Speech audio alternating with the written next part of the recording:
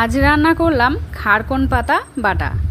প্রথমে কড়াইতে একটু তেল দিয়ে ওর মধ্যে 4টে শুকনো লঙ্কা আর কয়েকটা রসুনের কোয়া দিয়ে একটু ভেজে নিয়ে ধুয়ে কেটে রাখা খারকন পাতাগুলো দিয়ে আবারও একটু ভালো করে ভেজে নিলাম।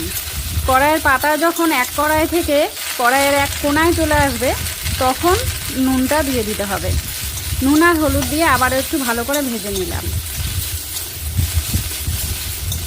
এই পাতা গ্রাম বাংলা ছাড়া কোথাও চোখে দেখা যায় না।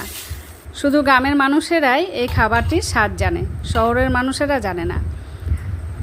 আমার এই রেসিপিটি দেখে নিলে শহরের মানুষেরাও খুঁজে বেড়াবে এই পাতাটি। তো যাই হোক, পাতাগুলো ঠান্ডা হয়ে গেলে মিক্সিতে বেটে নিয়ে আবারও কড়াইয়ে একটু তেলের মধ্যে কালো জিরে ফোড়ন দিয়ে বেটে রাখা পাতাটা দিয়ে আবারও একটু ভালো করে ভেজে নিলাম। যেহেতু পাতাটা আগেই ভাজা ছিল তাই পরে আর বেশিক্ষণ ভাজতে সময় লাগেনি। অল্প ভাজাতেই কড়াইয়ের গা ছেড়ে দিয়েছে। আমার এই রেসিপিটি হয়ে গেছে। এটা তোমরাও একবার বাড়িতে করে খেয়ে দেখো। শুকনো ভাতে মেখে খেলে এক থালা ভাত খেয়ে নেবে।